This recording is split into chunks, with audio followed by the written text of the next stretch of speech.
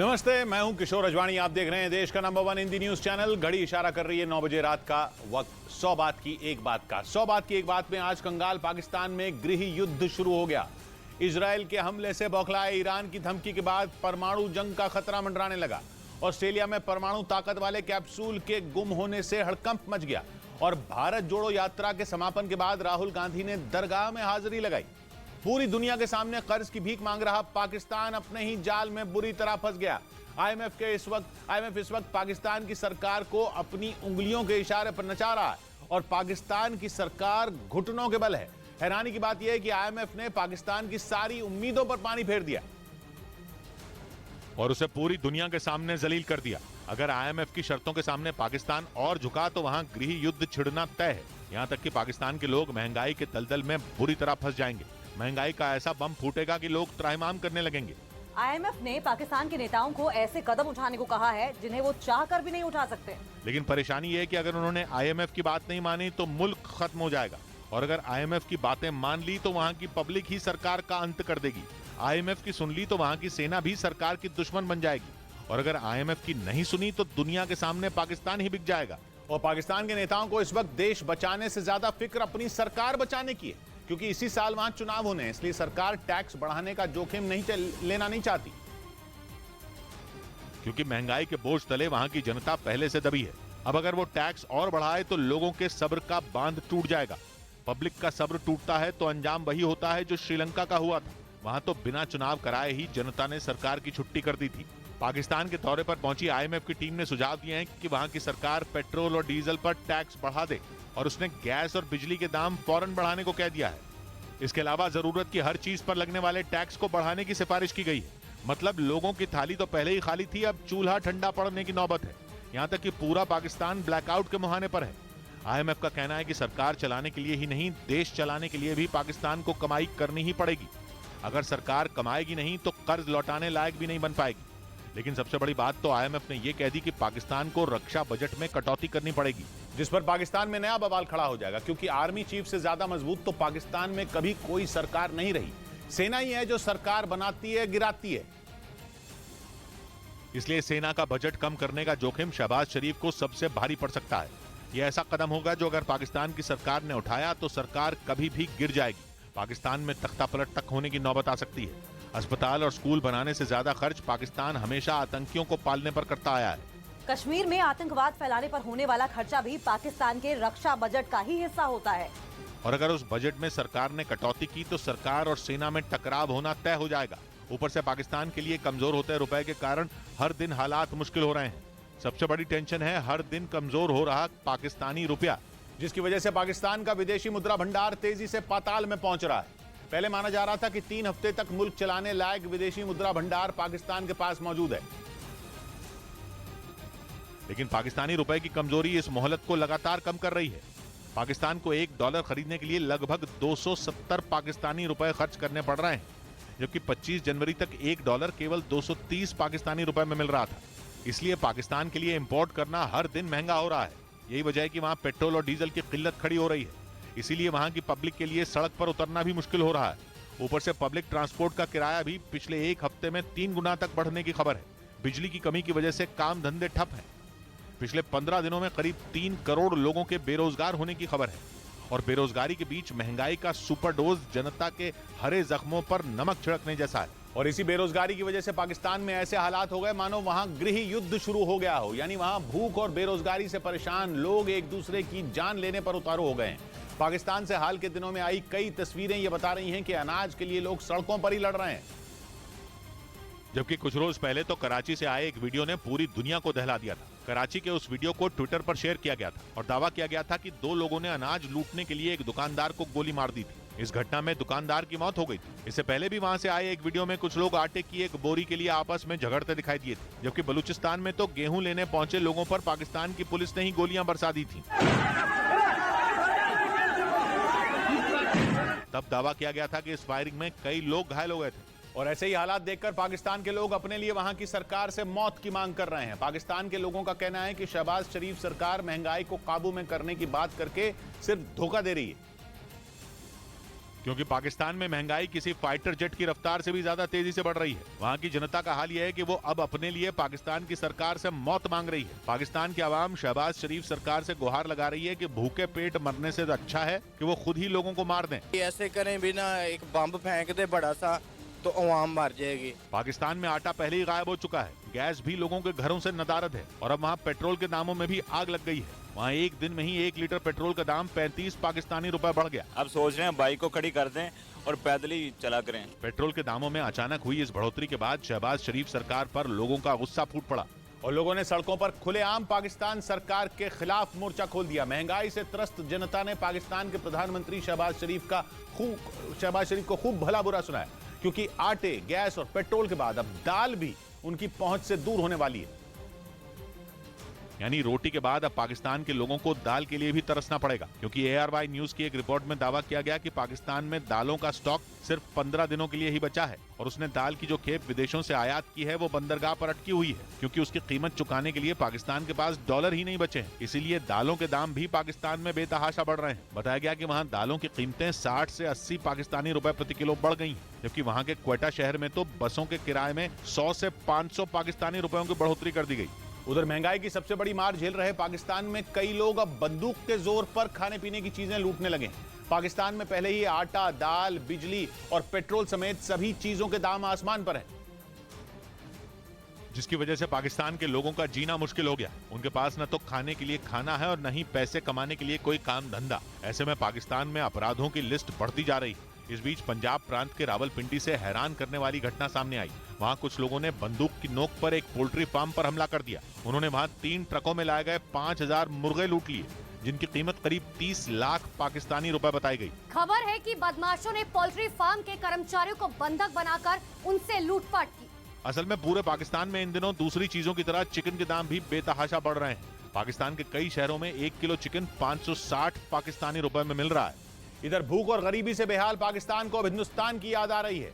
पाकिस्तान के पत्रकार और पाकिस्तान की जनता के ऐसे ढेरों वीडियो इंटरनेट पर डाले जा रहे हैं जिनमें वो भारत की तारीफ कर रहे हैं और पाकिस्तान के नेताओं को हिंदुस्तान से सीखने की नसीहत दे रहे हैं। 1947 में भारत से अलग होकर बने पाकिस्तान के लोगों को अब अपना अलग मुल्क होना ही एक भूल लगने लगी है। भारत के खिलाफ हर वक्त जहर उगलने वाले पाकिस्तान के नेताओं के लिए भी ये बेहद शर्मनाक है। कंगाली और भुखमरी के दौर में पाकिस्तान भारत और भारत के प्रधानमंत्री की तारीफ करने में लगा है। पीएम मोदी को सराह रहे हैं और ये कहा जा रहा है कि आने वाले टाइम में वो ही लीडर बनेगा, वो ही लीडर बना। तो यहाँ पर क्या हालात रहे? यहाँ तक कि पाकिस्तान के लोगों को भी अब पाकिस्तानी होने में शर्म आ रही है। वहाँ के लोग पाकिस्तान छोड़कर हिंदुस्तान में बसना चाहते हैं। बड़ी बड़ी कंपनी इंडिया में जाते हैं, क्यों? उन्होंने अपने लोगों का सोचा। पूरे पाकिस्तान में बवाल मचा है। अनाज के भंडार खाली, विदेशी मुद्रा भंडार खाली, पेट्रोल पंपों पर मशीन खाली और लोगों का गुस्सा 7वें आसमान पर। इसीलिए वहां की पब्लिक को लगने लगा कि उनकी सरकारें केवल पाकिस्तान के लोगों को बेवकूफ बनाती रही हैं। कंगाल हो रहे पाकिस्तान के लोग वहां के नेताओं को कोसने लगे और उन्हें बात बात पर कश्मीर का राग अलापना बंद करने की नसीहत देने लगे। पाकिस्तान के लोगों का मानना है कि भारत के कब्जे वाला कश्मीर काफी आगे बढ़ चुका है। वो जरूरत ही नहीं है, वो बहुत आगे चला गया है। वो आना चाहते हैं। पाकिस्तान की छटपटाहट इसलिए भी है क्योंकि बांग्लादेश के हालात भी पाकिस्तान से बेहतर हैं। पाकिस्तान से अलग होकर बने बांग्लादेश का टका पाकिस्तान के रुपए से 2.5 गुना ज्यादा मजबूत है। इसीलिए सरकार पर लोगों का गुस्सा फूट रहा है। आप मोहल्लों में चले जाए ना, गलियों में, तो यकीन करके जाना लोगों के बच्चे भूखे हैं। यही वजह है कि पाकिस्तान में गृह युद्ध जैसे हालात बन रहे हैं। उधर कंगाली पर पाकिस्तान क्रिकेट की भी दुनिया भर में किरकिरी हो गई। पाकिस्तानी क्रिकेट ने कुछ ऐसा किया जिसके बारे में पूरी दुनिया में पहले किसी ने कभी नहीं सुना था। लेकिन जब पूरी दुनिया पाकिस्तान का मजाक उड़ाने लगी तो पाकिस्तान क्रिकेट बोर्ड अपने ही फैसले से पलट गया और ऑनलाइन कोच की नियुक्ति का फैसला वापस ले लिया। पूरी दुनिया में कभी किसी क्रिकेट टीम में ऑनलाइन कोच की नियुक्ति नहीं हुई, लेकिन पाकिस्तान की क्रिकेट टीम ने एक ऑनलाइन कोच की नियुक्ति कर दी। पीसीबी मिकी आर्थर को ऑनलाइन हेड कोच रखने पर राजी हो गया। जराये का बताना है मिकी आर्थर अपनी मर्जी की सीरीज या टूर्नामेंट पर टीम के साथ सफर करेंगे। ये ऐसा फैसला था जिस पर पूरी दुनिया ने पाकिस्तान का मजाक उड़ाना शुरू कर दिया। खुद पाकिस्तान में इसे बेवकूफी भरा कदम बताया जाने लगा। दुनिया के लगता है सारे स्टूपिड तरीन आइडिया पाकिस्तान से ही बनते हैं। पूरी दुनिया के लिए ये किसी मजाक से कम नहीं था कि क्रिकेट के खिलाड़ियों को ऑनलाइन कोचिंग दी जाएगी। वो भी किसी स्कूल या कॉलेज के खिलाड़ियों को नहीं, बल्कि पाकिस्तान की नेशनल क्रिकेट टीम को। वो भी तब जब कुछ ही महीनों के बाद आईसीसी वर्ल्ड कप होने वाला है। इसीलिए पाकिस्तान के पूर्व क्रिकेटरों ने भी पीसीबी को घेरना शुरू कर दिया। पाकिस्तान क्रिकेट बोर्ड का मजाक उड़ाने में कोई भी पीछे नहीं रहा। खबर है कि पाकिस्तान क्रिकेट बोर्ड के चेयरमैन नजम सेठी किसी भी तरह मिकी आर्थर को पाकिस्तानी टीम का कोच बनाना चाहते थे, लेकिन मिकी आर्थर फिलहाल इंग्लिश क्रिकेट क्लब डर्बीशायर के कोच हैं। वहां मिकी आर्थर का कॉन्ट्रैक्ट अगले साल तक का है, इसीलिए नजम सेठी ने उन्हें ऑनलाइन कोच बनाने का फैसला कर लिया ताकि वो इंग्लिश क्लब और पाकिस्तानी टीम दोनों को कोचिंग दे पाएं। हालांकि हंगामा मचते ही ये फैसला वापस ले लिया गया। इस बीच अपनी हथियार बनाने वाली फैक्ट्री पर हमले के बाद ईरान का गुस्सा अमेरिका पर उतरा। ईरान ने अमेरिका को सीधी चेतावनी दे दी कि उसकी सेना का ईरान के खिलाफ उठाया गया कोई भी कदम जंग को न्योता देगा। 3 दिन पहले ईरान के इस्फहान शहर में हथियारों की एक फैक्ट्री को निशाना बनाया गया था, जिसके लिए एक साथ 3 ड्रोन का इस्तेमाल किया गया था। इनमें एक ड्रोन को ईरान के डिफेंस सिस्टम ने हवा में ही ढेर कर दिया था, जबकि बचे हुए 2 ड्रोन को पकड़ने के बाद ईरान की सेना ने नष्ट कर दिया था। हालांकि ईरान के पलटवार से पहले ही ड्रोन ने फैक्ट्री को नुकसान पहुंचा दिया था, जिसके बाद ईरान का गुस्सा 7वें आसमान पर जा पहुंचा। उसने इशारों में इस हमले के लिए अपने सबसे बड़े दुश्मन इजराइल को जिम्मेदार ठहरा दिया। इसके साथ ही ईरान इजराइल के मददगार अमेरिका पर भी भड़क गया। उसने चेतावनी दे दी कि उसकी और इजराइल की लड़ाई से अमेरिका दूर ही रहे तो अच्छा होगा। साथ ही ईरान ने यह भी साफ कर दिया कि अमेरिका उसके खिलाफ अपनी सेना के इस्तेमाल के बारे में सपने में भी नहीं सोचा। ईरान ने धमकी दी कि अगर अमेरिका ने ऐसा किया तो इसका मतलब युद्ध होगा, और ईरान भी इसके लिए तैयार है। यानी अगर अमेरिका ने इजराइल के साथ मिलकर किसी भी सैन्य ऑपरेशन को अंजाम दिया तो ईरान जंग छेड़ देगा। अमेरिकी मैगजीन न्यूज वीक के मुताबिक ईरान के एक अधिकारी ने दावा किया कि उनका देश अमेरिका के किसी भी हमले का मुंह तोड़ जवाब देगा, क्योंकि अमेरिका इजराइल के कंधे से कंधा मिलाकर उसे घेरने में जुटा है। कुछ रोज पहले ही अमेरिका ने इजराइल के साथ मिलकर अब तक की सबसे बड़ी मिलिट्री ड्रिल की थी। ईरान के करीब की गई इस ड्रिल में दोनों देशों के करीब 8000 सैनिक शामिल हुए थे। इसके साथ ही 140 से ज्यादा लड़ाकू विमानों ने भी ईरान को अपनी ताकत दिखाई थी और यह बता दिया था कि अगर ईरान ने परमाणु बम बनाने का सपना नहीं छोड़ा तो उसे अमेरिका और इजराइल दोनों के गुस्से का सामना करना होगा। कहा जा रहा है कि उस मिलिट्री ड्रिल ने ईरान को बुरी तरह भड़का दिया था, लेकिन उसका पारा तब और चढ़ गया जब उसके हथियारों की फैक्ट्री पर हमला हुआ, क्योंकि इस्फहान शहर में मौजूद जिस फैक्ट्री पर वार किया गया वो ईरान के लिए बेहद खास है। इजराइल की खुफिया एजेंसी मोसाद के पूर्व प्रमुख ने दावा किया कि उस फैक्ट्री में हाइपरसोनिक मिसाइलें बनाई जाती हैं, जबकि इससे पहले खबर आई थी कि वहां दूसरे हथियारों के साथ ड्रोन बनाए जाते थे। लेकिन अगर मोसाद के पूर्व प्रमुख का ये दावा सच है तो ये ईरान के लिए ज्यादा चिंता वाली बात है, क्योंकि हाइपरसोनिक मिसाइलें बनाने वाली फैक्ट्री पर वार करके उसकी कमर तोड़ने की कोशिश की गई और इसीलिए ईरान बुरी तरह तिलमिला गया है, जिसके बाद उसने अमेरिका को ही सीधे सीधे धमका दिया। इधर गुजरात के गांधीनगर की निचली अदालत ने रेप केस में दोषी ठहराए गए आसाराम को उम्र कैद की सजा सुना दी। 2013 के इस मामले में एक दिन पहले ही अदालत ने आसाराम को दोषी करार दिया था और दूसरे दिन आसाराम को उम्र कैद की सजा सुनाए जाने के साथ अदालत ने 23,000 रुपए का जुर्माना भी लगा दिया। इसके अलावा कोर्ट ने आसाराम को आदेश दिया कि वो इस मामले की पीड़ित को 50,000 का मुआवजा भी दें। उधर पश्चिमी मीडिया ने दावा किया कि जेलेंस्की को घुटनों पर लाने के लिए पुतिन यूक्रेन के शहरों को धूल में मिलाने की तैयारी कर ली है। उसके लिए उन्होंने अपनी ताकत जुटानी भी शुरू कर दी है। मतलब ये कि आने वाले दिनों में यूक्रेन की जंग थमने वाली नहीं है, क्योंकि पश्चिमी मीडिया का दावा है कि पुतिन ने यूक्रेन को पूरी तरह बर्बाद करने का मन बना लिया है। वो सिर्फ सर्दियों के खत्म होने का इंतजार कर रहे हैं और गर्मियां शुरू होते ही रूस की सेना यूक्रेन के अलग अलग शहरों पर एक साथ धावा बोल देगी। ऐसा इसलिए कहा जा रहा है क्योंकि ब्रिटेन के एक सुरक्षा विशेषज्ञ माइकल क्लार्क ने यह दावा किया कि पश्चिमी देशों से मिले यूक्रेन के एयर डिफेंस सिस्टम तेजी से खत्म हो रहे हैं, जिसे पुतिन एक मौके की तरह देख रहे हैं। यही नहीं, पश्चिमी मीडिया का दावा है कि पुतिन ने हमले के लिए ईरान और उत्तर कोरिया से हथियार भी जुटाने शुरू कर दिए हैं।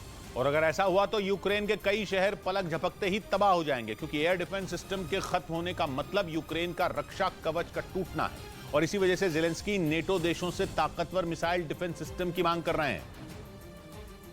हालांकि अमेरिका यूक्रेन को नसाम्स जैसा आधुनिक एयर डिफेंस सिस्टम दे चुका है, जिसे उसने कीव की सुरक्षा के लिए तैनात भी किया था। लेकिन रूस का दावा है कि 10 अक्टूबर को जब ईरान के आत्मघाती ड्रोन शाहिद 136 ने कीव पर हमला किया था तो अमेरिका का यह हथियार फेल हो गया था, जिसकी वजह से कीव पर गिरी मिसाइलों ने वहां तबाही मचा दी थी। इसके बाद यूक्रेन ने अमेरिका से पैट्रियट डिफेंस सिस्टम मिसाइल की मांग की है, जिसे देने के लिए अमेरिका ने तो हामी भर दी है, लेकिन यूक्रेन को इसकी डिलीवरी नहीं हो सकी है।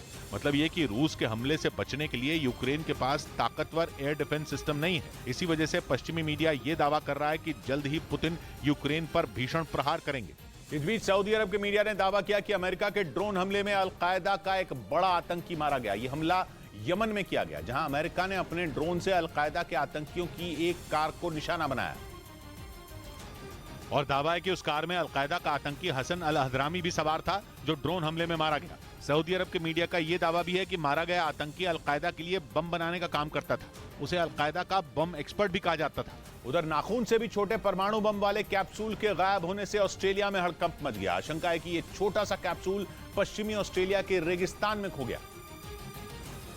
लेकिन उसके गायब होने से सबकी सांसें अटकी रह गईं, क्योंकि इंसान के नाखून से भी छोटे इस कैप्सूल में सीजियम 137 मौजूद है, जो कि भारी मात्रा में खतरनाक रेडिएशन छोड़ता है, जिसकी चपेट में आने से त्वचा जल सकती है, यहां तक कि कैंसर भी हो सकता है। रूस के उत्तर में मौजूद चेर्नोबिल परमाणु प्लांट और जापान के फुकुशिमा पावर प्लांट में भी इसी सीजियम 137 की मौजूदगी की वजह से परमाणु हादसा हुआ था, और अब एक बार फिर इसी का वहां के लोगों को डर सताने लगा है, क्योंकि पश्चिमी ऑस्ट्रेलिया के रेगिस्तान में अगर यह कैप्सूल नहीं मिला तो बड़ी तबाही मच सकती है। बताया गया कि एक ट्रक के जरिए 12 जनवरी को इस कैप्सूल को पर्थ के लिए रवाना किया गया था, लेकिन बीच रास्ते में ही वो कहीं गायब हो गया, क्योंकि 16 जनवरी को वो ट्रक तो पर्थ पहुंचा, लेकिन जिस पैकेट में उसे भेजा गया था, जब उसे खोला गया तो वो फटा मिला और उसमें वो कैप्सूल नहीं मिला। ये देखकर सब घबरा गए, क्योंकि कहने को तो ये कैप्सूल केवल 8 मिलीमीटर का है, लेकिन वो इतनी तबाही मचा सकता है कि लोगों की कई पीढ़ियों को इसका खमियाजा भुगतना पड़ सकता है। ऐसे में चिंता इस बात से बढ़ गई है कि इस कैप्सूल को आखिर कहां ढूंढा जाए, क्योंकि जहां से वो ट्रक चला उसकी पर्थ तक की दूरी 1400 किलोमीटर है। हालांकि पश्चिमी ऑस्ट्रेलिया की इमरजेंसी सर्विस ने इस कैप्सूल को ढूंढने के लिए दूसरे राज्यों से मदद मांगी है। इधर अमेरिका के दौरे पर गए राष्ट्रीय सुरक्षा सलाहकार अजीत डोभाल ने वहां के कई बड़े अधिकारियों से मुलाकात की। इसके अलावा अजीत डोभाल ने वॉशिंगटन डीसी में कुछ कार्यक्रमों में हिस्सा भी लिया, जिनकी तस्वीरें अमेरिका में भारत के दूतावास की तरफ से जारी की गई। इसके अलावा अजीत डोभाल ने अमेरिका के जॉइंट चीफ्स ऑफ स्टाफ के चेयरमैन जनरल मार्क मिले से भी मुलाकात की। बताया गया कि इस मुलाकात में भारत और अमेरिका के बीच आपसी सहयोग के कई पहलुओं पर चर्चा की गई। इस बीच रिलीज के छठे दिन फिल्म पठान की कमाई 600 करोड़ रुपए के पार पहुंच गई। हालांकि वीकेंड के मुकाबले हफ्ते के पहले दिन इसकी कमाई की रफ्तार में थोड़ी गिरावट आई, लेकिन फिर भी पठान को देखने दुनिया भर में लोग इतनी बड़ी तादाद में पहुंचे कि फिल्म की कमाई रिलीज के छठे दिन ही 600 करोड़ के पार पहुंच गई। पर्दे पर आने से पहले ये फिल्म अपने गाने बेशर्म रंग के कारण विवादों में घिर गई थी, लेकिन जब वो सिनेमा घरों में लगी तो हर बीतते दिन के साथ कई रिकॉर्ड तोड़ती चली गई। अकेले भारत में ही छठे दिन पठान ने करीब 27 करोड़ रुपए कमाए और इसी के साथ देश में इसकी कमाई ने 300 करोड़ रुपए का आंकड़ा पार कर लिया। ऐसे में पठान सबसे तेजी से 300 करोड़ रुपए कमाने वाली पहली हिंदी फिल्म बन गई। इतना ही नहीं, पठान ही वो फिल्म है जिसने कोरोना के बाद पहली बार भारत में 300 करोड़ रुपए से ज्यादा का कारोबार किया। उधर अबू धाबी से मुंबई जा रहे विस्तारा एयरलाइंस के विमान में एक महिला पर हंगामा करने का आरोप लगा। आरोप है कि उस महिला ने शराब के नशे में विमान के अंदर शोर शराबा किया, और ये आरोप भी है कि नशे की हालत में उस महिला ने विमान के क्रू के साथ मारपीट भी की। बताया गया कि इस घटना की खबर तुरंत मुंबई एयरपोर्ट पर सिक्योरिटी स्टाफ को दी गई। फिर जैसे ही विमान ने एयरपोर्ट पर लैंड किया तो आरोपी महिला को मुंबई पुलिस के हवाले कर दिया गया। इस बीच जंग में पुतिन की मदद के लिए उत्तर कोरिया के शासक किम के घर में ही झगड़ा शुरू होता दिख रहा है। एक तरफ उनकी बहन खुलकर पुतिन के साथ खड़ी दिखाई दे रही है, वहीं किम पुतिन की मदद से कन्नी काटते नजर आ रहे हैं, क्योंकि उत्तर कोरिया ने यह साफ कर दिया है कि उसने जंग में एक भी हथियार रूस नहीं भेजा। जबकि एक रोज पहले ही किम की बहन किम यो जोंग पुतिन की बहादुरी के कसीदे पढ़ रही थी। वो अमेरिका को यह बता रही थी कि उत्तर कोरिया हर कदम पर रूस के साथ खड़ा है। किम यो जोंग अमेरिका पर आरोप लगा रही थी कि वो जंग को भड़का रहा है, और इसी के साथ उन्होंने ये संकेत भी दे दिए थे कि जंग की शुरुआत से ही उत्तर कोरिया रूस की मदद कर रहा है, और अमेरिका ने दावा किया था कि इस मदद में हथियारों की सप्लाई भी शामिल है। लेकिन अब उत्तर कोरिया ने इस बात से साफ इनकार कर दिया कि उसने हथियार रूस भेजे थे। यानी किम अपनी ही बहन को झूठा साबित कर रहे हैं, क्योंकि जिस तरह के रूस के लिए किम की बहन ने अमेरिका को निशाने पर लिया, उससे तो यही लगा कि उत्तर कोरिया खतरनाक हथियारों से भी उसकी मदद कर रहा है। लेकिन कुछ ही घंटों में किम की बहन किम यो जोंग के गुस्से का बुलबुला फूट गया। किसी भी कीमत पर पुतिन के साथ खड़े रहने का उनका दावा फुस हो गया, क्योंकि खुद उनके भाई किम की तरफ से यह ऐलान किया गया कि रूस को हथियारों की मदद ही नहीं की गई। उत्तर कोरिया के मुताबिक जंग में अब तक उसकी तरफ से एक भी हथियार पुतिन की मदद के लिए नहीं भेजा गया। मतलब ये कि यूक्रेन के साथ युद्ध में अब तक उत्तर कोरिया ने रूस का साथ ही नहीं दिया, जबकि किम की बहन किम यो जोंग ने दावा किया था कि उत्तर कोरिया जंग में शुरू से रूस के साथ खड़ा है और यूक्रेन को अमेरिका की मदद के बदले रूस की सहायता कर रहा है। पिछले महीने कुछ इसी तरह का दावा अमेरिका ने भी किया था। अमेरिका ने उत्तर कोरिया पर आरोप लगाया था कि वो पूर्वी यूक्रेन में लड़ रही पुतिन की प्राइवेट आर्मी वैगनर ग्रुप को हथियार भेज रहा है। और अपने आरोप को सही साबित करने के लिए अमेरिका ने एक सैटेलाइट तस्वीर भी जारी की थी। इस तस्वीर के जरिए उसने दावा किया था कि उत्तर कोरिया ने ट्रेन से रॉकेट और मिसाइलें रूस भेजी थी, जिनका इस्तेमाल पूर्वी यूक्रेन में लड़ रहे वैगनर ग्रुप के लड़ाके कर रहे हैं। लेकिन उत्तर कोरिया ने अमेरिका के इस आरोप पर जोरदार पलटवार किया है। उसने अमेरिका के दावे को झूठा करार दिया और आरोप लगाया कि अमेरिका उत्तर कोरिया को बदनाम करने में जुटा है। उत्तर कोरिया ने तो अमेरिका को बड़ी चेतावनी भी दे दी। उसने साफ कहा कि अगर अमेरिका झूठ फैलाने से बाज नहीं आया तो उसे गंभीर नतीजे भुगतने होंगे। इधर पिछले साल अक्टूबर में हुए मोरबी पुल हादसे के मुख्य आरोपी जयसुख पटेल ने मोरबी की निचली अदालत में सरेंडर कर दिया। गुजरात विधानसभा चुनाव से ठीक पहले हुए इस हादसे में 135 लोगों ने अपनी जान गंवाई थी और उस मामले में पुलिस ने ओरेवा ग्रुप के एमडी जयसुख पटेल को भी मुख्य आरोपी बनाया था। मोरबी में जो पुल टूटा था उसकी मरम्मत का जिम्मा ओरेवा ग्रुप के पास ही था। इस मामले में 9 आरोपियों को पहले ही गिरफ्तार किया जा चुका है, जबकि सरेंडर से पहले जयसुख पटेल फरार चल रहे थे। उधर 2025 में चीन और अमेरिका के बीच जंग की आशंका के बीच ताइवान अलर्ट हो गया। ताइवान के रक्षा मंत्री ने दावा किया कि उनकी सेना युद्ध के लिए तैयार है और हमेशा अलर्ट रहेगी। यही नहीं, ताइवान के रक्षा मंत्री ने खुलकर कहा कि वो अमेरिकी वायुसेना के अधिकारी के उस बयान को गंभीरता से लेते हैं जिसमें उन्होंने कहा कि 2025 में चीन और अमेरिका के बीच जंग हो सकती है, क्योंकि अमेरिकी वायुसेना के अधिकारी ने यह भी कहा था कि चीन जंग की भूमिका अगले साल ताइवान में होने वाले चुनाव के बाद बनाएगा। यानी 2024 में ही ताइवान पर संकट आ सकता है, क्योंकि चीन ताइवान को अपना हिस्सा मानता है और इस लिहाज से वो वहां के चुनाव को खारिज करने की कोशिश करेगा। लेकिन खुद को चीन से अलग मानने वाला ताइवान ये बात नहीं मानेगा, क्योंकि चीन से उसकी लड़ाई ही अलग अस्तित्व की है। यही वजह रही कि ताइवान के रक्षा मंत्री ने बयान दिया कि उनकी सेना युद्ध के लिए हमेशा तैयार है। उन्होंने कहा कि 100 साल तक जंग न हो ये तो मुमकिन है, लेकिन सेना एक दिन भी जंग के लिए तैयार न रहे ये नामुमकिन है। यानी चीन की धमकी हो या फिर छोटी छोटी हरकतें, ताइवान किसी को हल्के में नहीं लेता, क्योंकि वो जानता है कि चीन के केस में जैसे ही सावधानी हटी दुर्घटना घटी। इधर उत्तर प्रदेश के हापुड़ से एक अजीबोगरीब मामला सामने आया है। वहां एक सिरफिरे ने दूल्हे के घर पर धमकी भरा पर्चा चिपका दिया और उसने ये चेतावनी दी कि अगर 17 फरवरी को दूल्हा दुल्हन लेने गया तो उसे गोली खानी पड़ेगी। यानी उसने खुलेआम ये धमकी दी कि अगर उसकी प्रेमिका से किसी ने शादी करने की सोची भी तो उसे जान से हाथ धोना पड़ेगा। धमकी देने के लिए उस सिरफिरे ने दूल्हे के घर पर पर्चा चिपका दिया, जिसमें उसने साफ साफ लिखा कि दूल्हा अगर बारात लेकर आया तो उसकी जान नहीं बचेगी। उसने ये भी लिखा कि बारात में आने वाले लोगों को दावत के साथ गोली भी खानी होगी। आरोप है कि इस पर्चे को चिपकाने के बाद दूल्हे के घर पर पेट्रोल बम से भी हमला किया गया था। इस घटना के बाद पुलिस ने केस दर्ज कर मामले की जाँच शुरू कर दी। अभी तथ्य सामने आए उसमें कोई आपसी कलह और घरेलू कलह की बात सामने आ रही। इस मामले में पुलिस ने कुछ लोगों को हिरासत में भी लिया है और उनसे पूछताछ की जा रही है। इस बीच खबर है कि टीटीपी यानी तहरीके तालिबान पाकिस्तान ने पेशावर की मस्जिद पर आत्मघाती हमला कर अपने साथी उमर खालिद खुरासानी की मौत का बदला ले लिया। एक रोज पहले हुए इस हमले में 90 से ज्यादा लोगों की मौत हो चुकी है और 200 से ज्यादा लोग बुरी तरह घायल हैं। इस हमले की जिम्मेदारी पाकिस्तान के तालिबान कहे जाने वाले आतंकी संगठन टीटीपी ने ली है। बताया गया कि हमला उस वक्त हुआ जब पेशावर पुलिस लाइंस इलाके में मौजूद इस मस्जिद में दोपहर के वक्त नमाज पढ़ने के लिए 550 से ज्यादा लोग जमा थे, जिनमें 95% पुलिस और सुरक्षा बल के जवान थे। पाकिस्तान के मीडिया का दावा है कि इसी दौरान एक आत्मघाती हमलावर सुरक्षा बल के जवानों से बचते हुए मस्जिद में घुस गया और फिर उसने खुद को उड़ा लिया, जिसके बाद हमले की जिम्मेदारी लेते हुए टीटीपी ने यह ऐलान किया कि उसने अपने साथी उमर खालिद खुरासानी की मौत का बदला ले लिया, जिसे पिछले साल अगस्त में पाकिस्तानी सेना ने एक ऑपरेशन के दौरान अफगानिस्तान में मार गिराया था। उस वक्त उमर खालिद खुरासानी की कार को निशाना बनाकर धमाका किया गया था, जिसका बदला लेने के लिए तहरीके तालिबान पाकिस्तान ने पेशावर की मस्जिद पर हमला कर शवों का अंबार लगा दिया। ये धमाका इतना जोरदार था कि उसकी आवाज से पूरा शहर थर्रा गया था। ब्लास्ट की वजह से मस्जिद की छत तक गिर गई, जिसके नीचे दबने से कई लोगों की मौत हो गई। इस भयानक हमले के बाद आई तस्वीरों को देखकर लोगों की रूह कांप गई, क्योंकि हर तरफ सिर्फ और सिर्फ खून से सने लोग पड़े थे और जो बच गए थे वो जान बचाने के लिए भागते दिखे। हर तरफ चीख पुकार मची हुई थी। पाकिस्तान के मीडिया के मुताबिक टीटीपी के इस आत्मघाती हमले में 150 से ज्यादा पुलिस जवानों की मौत हो गई। मतलब ये कि टीटीपी ने जानबूझकर इस मस्जिद को निशाना बनाया, क्योंकि वो ये बात अच्छी तरह से जानता था कि पेशावर की इस मस्जिद में नमाज पढ़ने के लिए बड़ी संख्या में पुलिस के जवान पहुंचते हैं, जहां हमला करने के लिए उसने पूरी तैयारी कर ली थी। पाकिस्तानी मीडिया के मुताबिक खुरासानी पाकिस्तान का रहने वाला था और वो कम उम्र में ही आतंक से जुड़ गया था। शुरुआत में वो आतंकी संगठन हरकतुल मुजाहिदीन से जुड़ा था, लेकिन बाद में खुरासानी टीटीपी में शामिल हो गया था और वो अफगानिस्तान के नांगरहार प्रांत में आतंकी गतिविधियों को अंजाम देने लगा, जिसके बाद वो अमेरिका की नजर में आ गया और मार्च 2018 में उस पर भारी भरकम इनाम रख दिया गया। और टीटीपी का आरोप है कि अमेरिका के इशारे पर ही पाकिस्तानी सेना ने खुरासानी को मार गिराया था। जिसके करीब 6 महीने बाद टीटीपी ने पेशावर की मस्जिद को उड़ाकर उसकी मौत का बदला ले लिया। इधर दिल्ली यूनिवर्सिटी में मौजूद मुगल गार्डन का नाम बदल दिया गया। इसे अब गौतम बुद्ध गार्डन के नाम से जाना जाएगा।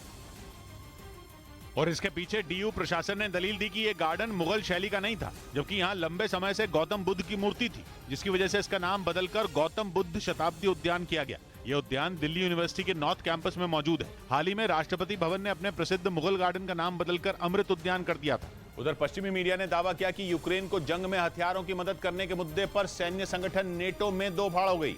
और ऐसा इसलिए क्योंकि नेटो में शामिल क्रोएशिया ने यूक्रेन को हथियारों की सप्लाई करने पर पश्चिमी देशों की आलोचना की और इसे पुतिन को उकसाने वाली हरकत बता दिया। नेटो और यूरोपियन यूनियन के सदस्य क्रोएशिया ने यह साफ कह दिया कि यूक्रेन युद्ध में रूस को हराया नहीं जा सकता। क्रोएशिया के राष्ट्रपति जोरन मिलानोविच ने यह भी कहा कि जो लोग रूस से क्राइमिया छीनने का सपना पाले बैठे हैं, उनका सपना कभी भी पूरा नहीं होने वाला।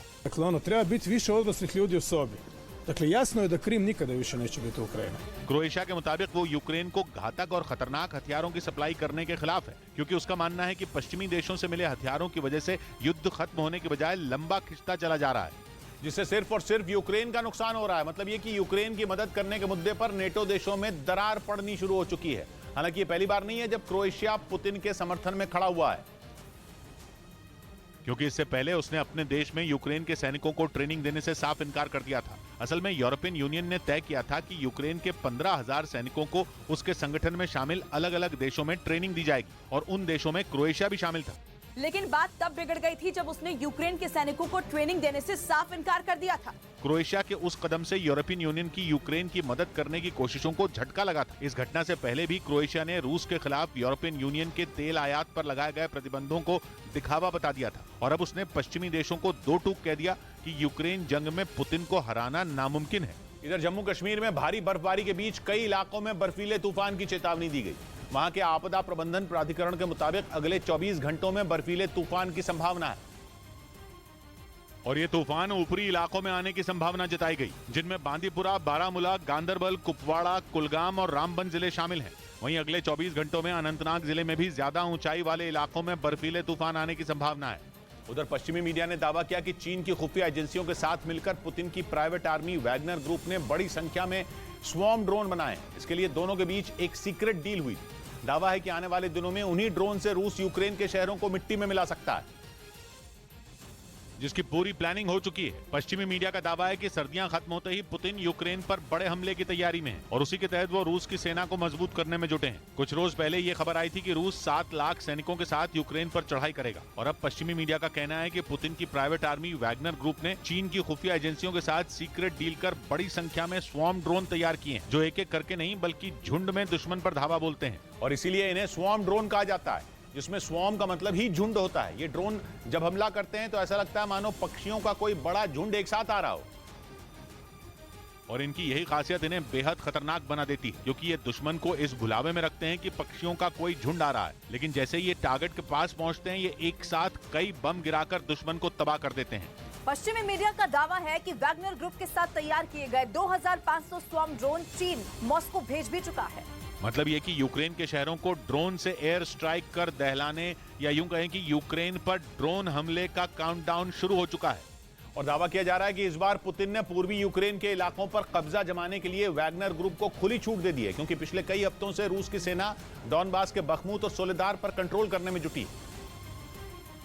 लेकिन पश्चिमी मीडिया के मुताबिक यूक्रेन के जोरदार पलटवार से पुतिन की सेना 1 इंच भी आगे नहीं बढ़ पा रही। यही नहीं, नेटो देशों से मिले हथियारों के दम पर यूक्रेन कई इलाकों से पुतिन की सेना को खदेड़ने का दावा भी करता है, जबकि रूस कई बार ये दावा कर चुका है कि उसका बखमूत और सोलेदार पर पूरी तरह कब्जा हो चुका है। लेकिन यूक्रेन का कहना है कि इन दोनों शहरों पर पूरी तरह उसका कंट्रोल है और माना जा रहा है कि इसी वजह से पुतिन ने वैगनर ग्रुप को पूर्वी यूक्रेन के शहरों पर जीत हासिल करने की खुली छूट दे दी, क्योंकि वैगनर ग्रुप के लड़ाके पूरी दुनिया में पुतिन की कसाई ब्रिगेड के नाम से बदनाम है।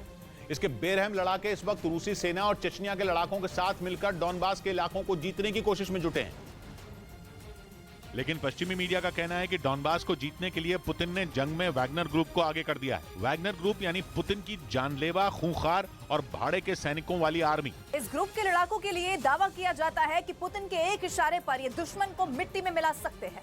ये शहर के शहर बारूद से भर देते हैं। लेकिन अब कहा जा रहा है कि इसी वैगनर ग्रुप ने यूक्रेन के शहरों पर कहर बरपाने के लिए चीन की खुफिया एजेंसियों के साथ सीक्रेट डील कर स्वॉर्म ड्रोन बनाए हैं। मतलब ये कि वैगनर ग्रुप ने जमीन के साथ साथ आसमान से भी यूक्रेन की सेना पर धावा बोलने की तैयारी कर ली है। इधर दिल्ली में पार्किंग का विवाद इतना बढ़ गया कि बात गोलीबारी तक पहुंच गई। ये घटना उत्तर पूर्वी दिल्ली के उस्मानपुर इलाके की है, जहां बेखौफ बदमाशों ने दिन दहाड़े एक के बाद एक कई राउंड फायरिंग की, जिसका वीडियो किसी ने मोबाइल में रिकॉर्ड कर लिया, जो वायरल हो गया, जिसमें बदमाश एक के बाद एक हवा में फायरिंग कर दूसरे पक्ष को डराने की कोशिश करते नजर आए। चश्मदीदों के मुताबिक कुछ दिन पहले गली में मोटरसाइकिल खड़ी करने पर दो पक्षों के बीच झगड़ा हुआ था। हालांकि उस दिन बातचीत के बाद दोनों में समझौता हो गया, लेकिन एक दिन पहले फिर से विवाद शुरू हुआ और धक्का मुक्की के बाद गोलीबारी होने लगी, जिसमें एक पक्ष अपने दोस्तों को बुलाकर ताबड़तोड़ फायरिंग करता दिखा। इस बीच खबर है कि रूस ने यूक्रेन में एक बार फिर अपने सबसे ताकतवर मोटर 2S4 तुल्पान को उतार दिया। रूस की सेना के मुताबिक इस हथियार को जंग के मैदान में उतारने का फैसला उस वीडियो के सामने आने के बाद किया गया, जिसमें यूक्रेन के सैनिकों ने रूस के 2S4 तुल्पान को तबाह कर दिया था और यह दिखाने की कोशिश की थी कि रूस का सबसे ताकतवर मोटर 2S4 तुल्पान ज़ेलेंस्की की फौज के आगे फीका पड़ गया। ऐसे में रूस की सेना ने 2S4 तुल्पान से यूक्रेन में तबाही का एक वीडियो जारी किया, जिसमें दिखा कि रूस के सैनिकों ने 2S4 तुल्पान से दुश्मन पर ऐसा हमला बोला कि जमीन में दरारें पड़ गई और वहां से धुआं उठने लगा। रूस के इस मोटर सिस्टम से किए गए हमले से ही उसकी ताकत का अंदाजा लगाया जा सकता है। कहा जा रहा है कि रूसी सेना ने 2S4 तुल्पान को यूक्रेन के खिलाफ डोनेस्क में तैनात किया है, क्योंकि पूर्वी और दक्षिणी यूक्रेन में दोनों देशों की सेनाओं के बीच जंग अगले पड़ाव पर पहुंच चुकी है और यही वजह है कि युद्ध में अपनी पकड़ को मजबूत बनाए रखने के लिए वहां रूसी फौज की तरफ से मिसाइल और ड्रोन हमले लगातार जारी हैं, ताकि डोनेस्क में यूक्रेन की सेना को कड़ी टक्कर दी जा सके। ऐसे में रूस ने अपने सबसे ताकतवर मोटर 2S4 तुल्पान को युद्ध में उतार दिया, क्योंकि जंग में इस्तेमाल हो रहा ये सबसे बड़ा मोटर सिस्टम है, जो करीब 10 किलोमीटर तक गोले दागने की क्षमता रखता है और गोले भी हल्के फुल्के नहीं, 130 किलो वजन का एक गोला। जंग शुरू होने के बाद इसी मोटर सिस्टम की तैनाती मारियोपोल में की गई थी, जिसके एक धमाके ने कई किलोमीटर दूर बैठे लोगों को हिलाकर रख दिया था। इधर जयपुर में 3 दिन पहले एक होटल में फायरिंग करने वाले लॉरेंस गैंग के गुर्गों ने पुलिस की गिरफ्त से भागने की कोशिश की। इस दौरान पुलिस के साथ उनकी मुठभेड़ हो गई, जिसमें तीनों बदमाश घायल हो गए, जिन्हें इलाज के लिए जयपुर के एक अस्पताल में भर्ती कराया गया। घायलों में 2 बदमाश तो खतरे से बाहर हैं, लेकिन एक की हालत गंभीर बताई गई।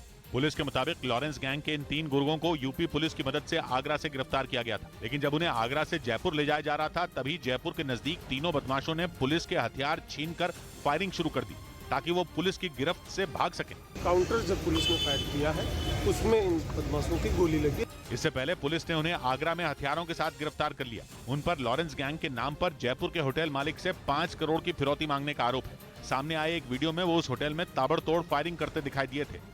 उधर उत्तराखंड के कई जिलों में बर्फबारी के बाद बंद पड़े रास्तों को खोलने का काम तेज कर दिया गया। बताया गया कि राज्य में भारी बर्फबारी की वजह से बॉर्डर की ओर जाने वाली लगभग सभी सड़कें बंद हो गई और उत्तरकाशी जिले में गंगोत्री हाईवे पर भी बर्फ की मोटी चादर नजर आई, जिसकी सफाई में BRO यानी बॉर्डर रोड्स ऑर्गेनाइजेशन की टीम अपनी 6 मशीनों के साथ जुट गई, जबकि उत्तरकाशी के ग्रामीण इलाकों की सड़कों से बर्फ हटाने का काम PWD की टीम ने संभाला।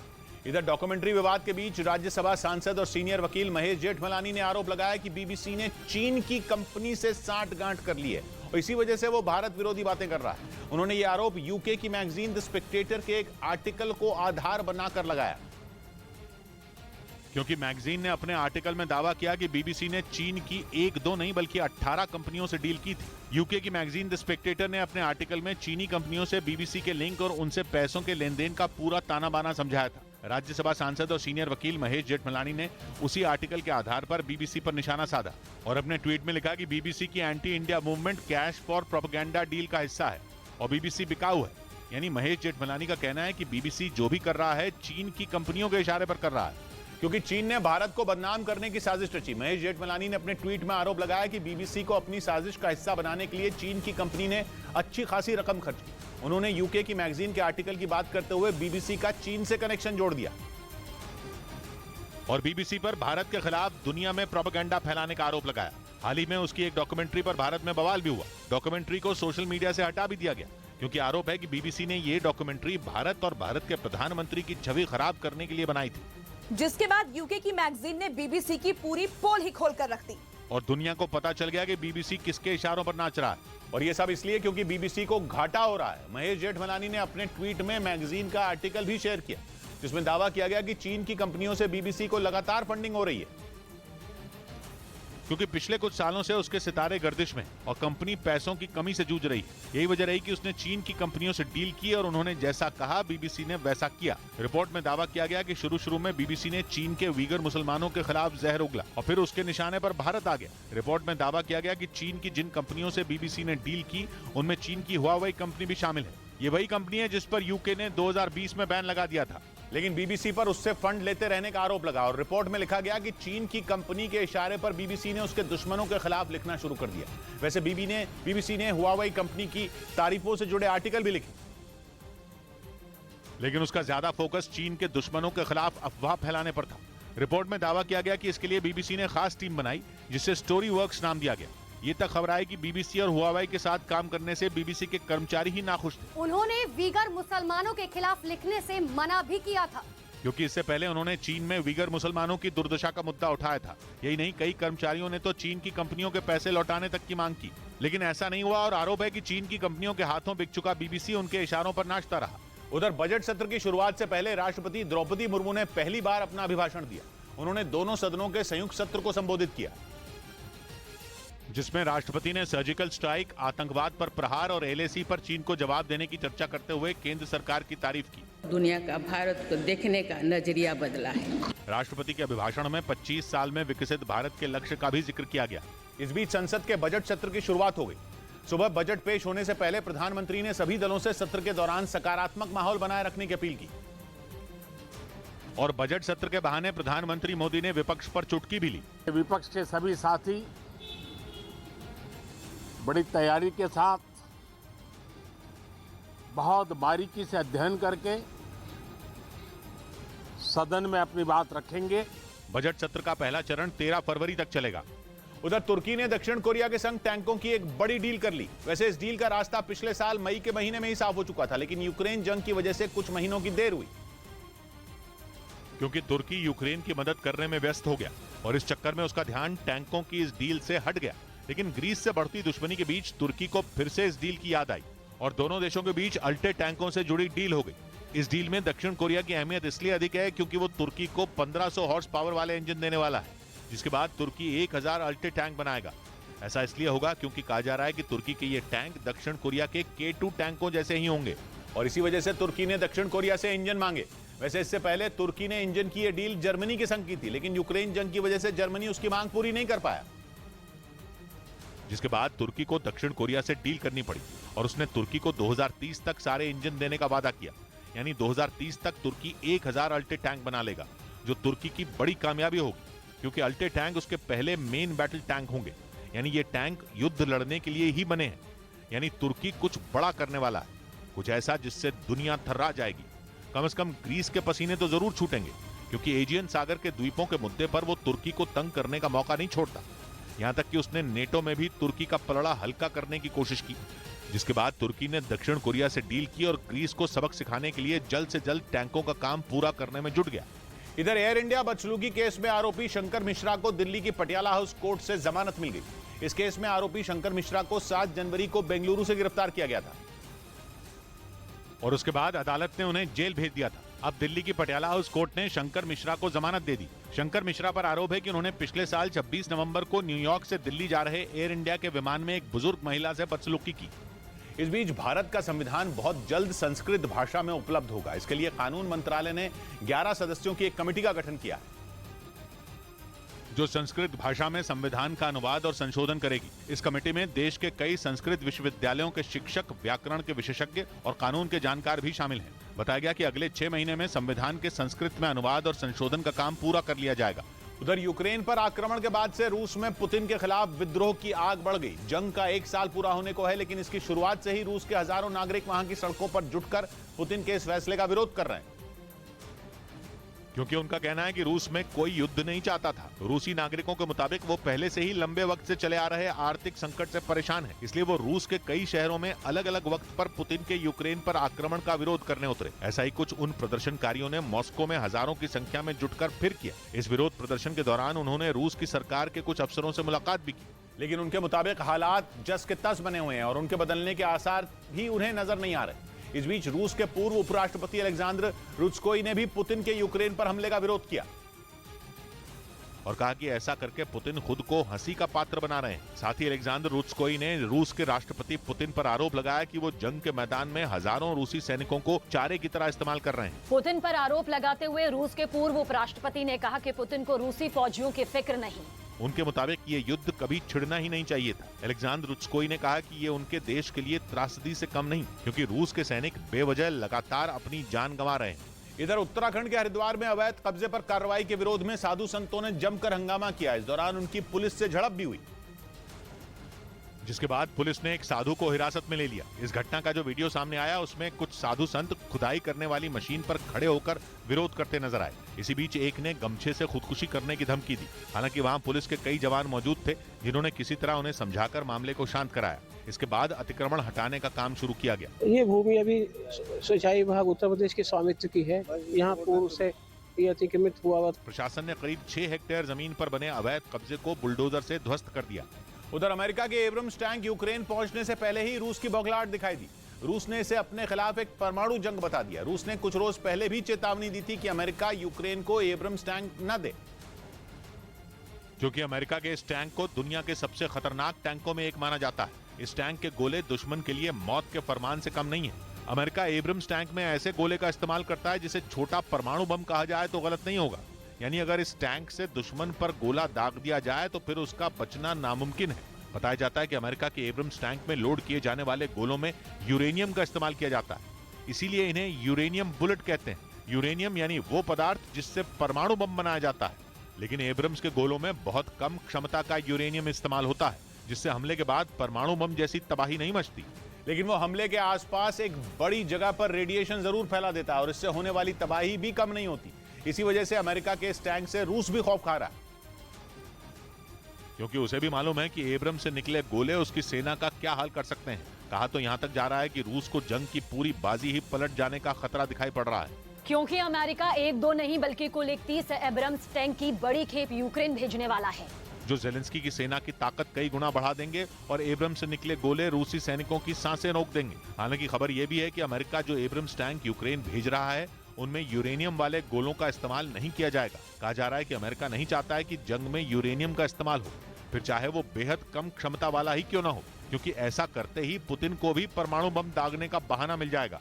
इधर दिल्ली के ओखला में 12वीं के एक छात्र की चाकू मारकर हत्या कर दी गई। पुलिस के मुताबिक छात्रों के 2 गुटों में झगड़ा हुआ था, जिसमें उस 18 साल के लड़के पर चाकू से हमला कर उसे घायल कर दिया गया। बाद में उसे अस्पताल में भर्ती कराया गया, जहां इलाज के दौरान उसकी मौत हो गई। पुलिस ने इस मामले में केस दर्ज कर लिया और आरोपियों की तलाश में जुट गई। उधर बिहार के दानापुर में एक मालगाड़ी के कई डिब्बे पटरी से उतर गए, जिसकी वजह से वहां के रेलवे ट्रैक को बंद कर दिया गया, जिसका असर उस ओर जाने वाली गाड़ियों पर पड़ा। हालांकि गनीमत यह रही कि किसी को कोई नुकसान नहीं पहुंचा और एक बड़ा हादसा टल गया। घटना की जानकारी मिलने के बाद रेलवे के कई अधिकारी वहां पहुंच गए, जिसके बाद मालगाड़ी के डिब्बों को ट्रैक पर दोबारा लाया गया। इस बीच यूक्रेन के खिलाफ जंग में रूस की सेना तोपों और टैंकों की मदद से यूक्रेन के ठिकानों पर ताबड़तोड़ प्रहार करती दिखी, जिसका वीडियो भी जारी किया गया, जिसमें रूस की तोप झाड़ियों से निकलकर मोर्चा संभालती दिखी। मोर्चा संभालने के बाद यूक्रेन के ठिकाने पर तोप गोले बरसाने लगी। इस हमले के बाद रूस के जवानों ने यूक्रेन की एक टुकड़ी को तबाह करने और बंकर में छिपे सभी सैनिकों को मार गिराने का दावा किया। हालांकि हमला किस इलाके में किया गया या वीडियो कब का है, ये नहीं बताया गया। इधर राजस्थान के राजसमंद में ओले गिरने से फसलों को भारी नुकसान पहुंचा। वहां बीते 2 दिन से हो रही बारिश से लोगों की मुश्किलें बढ़ गईं, क्योंकि मूसलाधार बारिश के साथ ओले गिरने से फसलें बर्बाद हो गईं। 2 दिन लगातार बारिश होने की वजह से पूरा फसल नष्ट हो चुकी है। फसल पूरी तरह से बर्बाद होने के बाद लोगों ने सरकार से मदद की गुहार लगाई। उधर अमेरिका के फ्लोरिडा में एक बार फिर जमकर गोलीबारी हुई। पुलिस के मुताबिक कार में सवार 4 हमलावरों ने सड़क किनारे खड़े लोगों पर ताबड़तोड़ फायरिंग की, जिसमें 10 लोग बुरी तरह घायल हो गए, जिनमें 2 लोगों की हालत गंभीर बताई जा रही है। and they started firing. ताबड़तोड़ फायरिंग करने के बाद हमलावर वहां से फरार हो गए। हालांकि पुलिस पूरे इलाके में नाकेबंदी कर आरोपियों की तलाश में जुट गई। इधर उत्तर प्रदेश के संत कबीर नगर से हैरान कर देने वाला एक वीडियो सामने आया। वहां एक ट्रक एक लड़के के ऊपर से गुजर गया। घटना उस वक्त हुई जब वो लड़का सड़क पार कर रहा था। तभी वो ट्रक उस लड़के के ऊपर चढ़ गया। इस घटना का जो सीसीटीवी वीडियो सामने आया उसमें सड़क से एक ट्रक जाता दिखा। इसी दौरान एक लड़का सड़क पार करने की कोशिश करता नजर आया। जैसे ही वो सड़क के बीचों बीच पहुंचा तभी दूसरी तरफ से आ रहा एक ट्रक उस लड़के के ऊपर से निकल गया। इसके बाद जो हुआ, ब्रेक के बाद वो हद दर्जे का शातिर है। गवर्नमेंट फंक्शनरी को इम्पर्सनेट करता था, आवाजें बदलता था। न्यूज चैनलों के इतिहास में पहली बार न्यूज 18 इंडिया की web series FIR number 208 streaming 12 फरवरी 9 PM। पहली बार न्यूज 18 इंडिया की web series FIR number 208 streaming 3 फरवरी 9 PM। मैंने नहीं देखा इस तरह का चीट, इस तरह का क्रिमिनल माइंड पूरे जेल स्टाफ को ब्राइब कर देगा। मैं सोच भी नहीं सकता था। गवर्नमेंट फंक्शनरी को इम्पर्सनेट करता था, आवाजें बदलता था। टारगेट भी बहुत पावरफुल धनवान लोगों को करता है। ये एक ही चीज से रुक सकता है, अगर आप इसकी जीभ काट दो। न्यूज चैनलों के इतिहास में पहली बार न्यूज 18 इंडिया की web series FIR number 208 streaming 3 फरवरी 9 PM। पूरी दुनिया के सामने कर्ज की भीख मांग रहा पाकिस्तान अपने ही जाल में बुरी तरह फंस गया। IMF इस वक्त पाकिस्तान की सरकार को अपनी उंगलियों के इशारे पर नचा रहा है और पाकिस्तान की सरकार घुटनों के बल है। हैरानी की बात यह है कि IMF ने पाकिस्तान की सारी उम्मीदों पर पानी फेर दिया और उसे पूरी दुनिया के सामने जलील कर दिया। अगर IMF की शर्तों के सामने पाकिस्तान और झुका तो वहां गृह युद्ध छिड़ना तय है। यहां तक कि पाकिस्तान के लोग महंगाई के दलदल में बुरी तरह फंस जाएंगे। महंगाई का ऐसा बम फूटेगा कि लोग त्राहिमाम करने लगेंगे। IMF ने पाकिस्तान के नेताओं को ऐसे कदम उठाने को कहा है जिन्हें वो चाहकर भी नहीं उठा सकते। लेकिन परेशानी यह है कि अगर उन्होंने IMF की बात नहीं मानी तो मुल्क खत्म हो जाएगा, और अगर IMF की बातें मान ली तो वहां की पब्लिक ही सरकार का अंत कर देगी। IMF की सुन ली तो वहां की सेना भी सरकार की दुश्मन बन जाएगी, और अगर IMF की नहीं सुनी तो दुनिया के सामने पाकिस्तान ही बिक जाएगा। और पाकिस्तान के नेताओं को इस वक्त देश बचाने से ज्यादा फिक्र अपनी सरकार बचाने की है, क्योंकि इसी साल वहां चुनाव होने हैं। इसलिए सरकार टैक्स बढ़ाने का जोखिम लेना नहीं चाहती, क्योंकि महंगाई के बोझ तले वहां की जनता पहले से दबी है। अब अगर वो टैक्स और बढ़ाए तो लोगों के सब्र का बांध टूट जाएगा। पब्लिक का सब्र टूटता है तो अंजाम वही होता है जो श्रीलंका का हुआ था। वहां तो बिना चुनाव कराए ही जनता ने सरकार की छुट्टी कर दी थी। पाकिस्तान के दौरे पर पहुंची IMF की टीम ने सुझाव दिए हैं कि वहां की सरकार पेट्रोल और डीजल पर टैक्स बढ़ा दे, और उसने गैस और बिजली के दाम फौरन बढ़ाने को कह दिया है। इसके अलावा जरूरत की हर चीज पर लगने वाले टैक्स को बढ़ाने की सिफारिश की गई है। मतलब लोगों की थाली तो पहले ही खाली थी, अब चूल्हा ठंडा पड़ने की नौबत है। यहाँ तक कि पूरा पाकिस्तान ब्लैकआउट के मुहाने पर है। IMF का कहना है कि सरकार चलाने के लिए ही नहीं, देश चलाने के लिए भी पाकिस्तान को कमाई करनी ही पड़ेगी। अगर सरकार कमाएगी नहीं तो कर्ज लौटाने लायक भी नहीं बन पाएगी। लेकिन सबसे बड़ी बात तो IMF ने यह कह दी कि पाकिस्तान को रक्षा बजट में कटौती करनी पड़ेगी, जिस पर पाकिस्तान में नया बवाल खड़ा हो जाएगा, क्योंकि आर्मी चीफ से ज्यादा मजबूत तो पाकिस्तान में कभी कोई सरकार नहीं रही। सेना ही है जो सरकार बनाती है, गिराती है। इसलिए सेना का बजट कम करने का जोखिम शहबाज शरीफ को सबसे भारी पड़ सकता है। यह ऐसा कदम होगा जो अगर पाकिस्तान की सरकार ने उठाया तो सरकार कभी भी गिर जाएगी। पाकिस्तान में तख्ता पलट तक होने की नौबत आ सकती है। अस्पताल और स्कूल बनाने से ज्यादा खर्च पाकिस्तान हमेशा आतंकियों को पालने पर करता आया है। कश्मीर में आतंकवाद फैलाने पर होने वाला खर्चा भी पाकिस्तान के रक्षा बजट का ही हिस्सा होता है। और अगर उस बजट में सरकार ने कटौती की तो सरकार और सेना में टकराव होना तय हो जाएगा। ऊपर से पाकिस्तान के लिए कमजोर होते रुपए के कारण हर दिन हालात मुश्किल हो रहे हैं। सबसे बड़ी टेंशन है हर दिन कमजोर हो रहा पाकिस्तानी रुपया, जिसकी वजह से पाकिस्तान का विदेशी मुद्रा भंडार तेजी से पाताल में पहुंच रहा है। पहले माना जा रहा था कि 3 हफ्ते तक मुल्क चलाने लायक विदेशी मुद्रा भंडार पाकिस्तान के पास मौजूद है, लेकिन पाकिस्तानी रुपए की कमजोरी इस मोहलत को लगातार कम कर रही है। पाकिस्तान को $1 खरीदने के लिए लगभग 270 पाकिस्तानी रुपए खर्च करने पड़ रहे हैं, जबकि 25 जनवरी तक $1 केवल 230 पाकिस्तानी रुपए में मिल रहा था। इसलिए पाकिस्तान के लिए इंपोर्ट करना हर दिन महंगा हो रहा है। यही वजह है कि वहाँ पेट्रोल और डीजल की किल्लत खड़ी हो रही है। इसीलिए वहाँ की पब्लिक के लिए सड़क पर उतरना भी मुश्किल हो रहा है। ऊपर से पब्लिक ट्रांसपोर्ट का किराया भी पिछले एक हफ्ते में 3 गुना तक बढ़ने की खबर है। बिजली की कमी की वजह से काम धंधे ठप हैं। पिछले 15 दिनों में करीब 3 करोड़ लोगों के बेरोजगार होने की खबर है। और बेरोजगारी के बीच महंगाई का सुपर डोज जनता के हरे जख्मों पर नमक छिड़कने जैसा है। और इसी बेरोजगारी की वजह से पाकिस्तान में ऐसे हालात हो गए मानो वहां गृह युद्ध शुरू हो गया हो। यानी वहां भूख और बेरोजगारी से परेशान लोग एक दूसरे की जान लेने पर उतारू हो गए हैं। पाकिस्तान से हाल के दिनों में आई कई तस्वीरें ये बता रही हैं कि अनाज के लिए लोग सड़कों पर ही लड़ रहे हैं। जबकि कुछ रोज पहले तो कराची से आए एक वीडियो ने पूरी दुनिया को दहला दिया था। कराची के उस वीडियो को ट्विटर पर शेयर किया गया था और दावा किया गया था कि 2 लोगों ने अनाज लूटने के लिए एक दुकानदार को गोली मार दी थी। इस घटना में दुकानदार की मौत हो गई थी। इससे पहले भी वहां से आए एक वीडियो में कुछ लोग आटे की एक बोरी के लिए आपस में झगड़ते दिखाई दिए थे। जबकि बलूचिस्तान में तो गेहूं लेने पहुंचे लोगों पर पाकिस्तान की पुलिस ने ही गोलियां बरसा दी थी। तब दावा किया गया था कि इस फायरिंग में कई लोग घायल हो गए थे। और ऐसे ही हालात देखकर पाकिस्तान के लोग अपने लिए वहां की सरकार से मौत की मांग कर रहे हैं। पाकिस्तान के लोगों का कहना है कि शहबाज शरीफ सरकार महंगाई को काबू में करने की बात करके सिर्फ धोखा दे रही है। क्योंकि पाकिस्तान में महंगाई किसी फाइटर जेट की रफ्तार से भी ज्यादा तेजी से बढ़ रही है। वहां की जनता का हाल यह है कि वो अब अपने लिए पाकिस्तान की सरकार से मौत मांग रही है। पाकिस्तान की आवाम शहबाज शरीफ सरकार से गुहार लगा रही है कि भूखे पेट मरने से अच्छा है कि वो खुद ही लोगों को मार दें। ऐसे करें बिना एक बम फेंक दे बड़ा सा तो अवाम मर जाएगी। पाकिस्तान में आटा पहले ही गायब हो चुका है। गैस भी लोगों के घरों से नदारद है और अब वहाँ पेट्रोल के दामों में भी आग लग गई है। वहाँ एक दिन में ही 1 लीटर पेट्रोल का दाम 35 पाकिस्तानी रुपए बढ़ गया। अब सोच रहे हैं बाइक को खड़ी कर दें और पैदल ही चला करें। पेट्रोल के दामों में अचानक हुई इस बढ़ोतरी के बाद शहबाज शरीफ सरकार पर लोगों का गुस्सा फूट पड़ा और लोगों ने सड़कों पर खुलेआम पाकिस्तान सरकार के खिलाफ मोर्चा खोल दिया। महंगाई से त्रस्त जनता ने पाकिस्तान के प्रधानमंत्री शहबाज शरीफ को खूब भला बुरा सुनाया, क्योंकि आटे, गैस और पेट्रोल के बाद अब दाल भी उनकी पहुंच से दूर होने वाली है।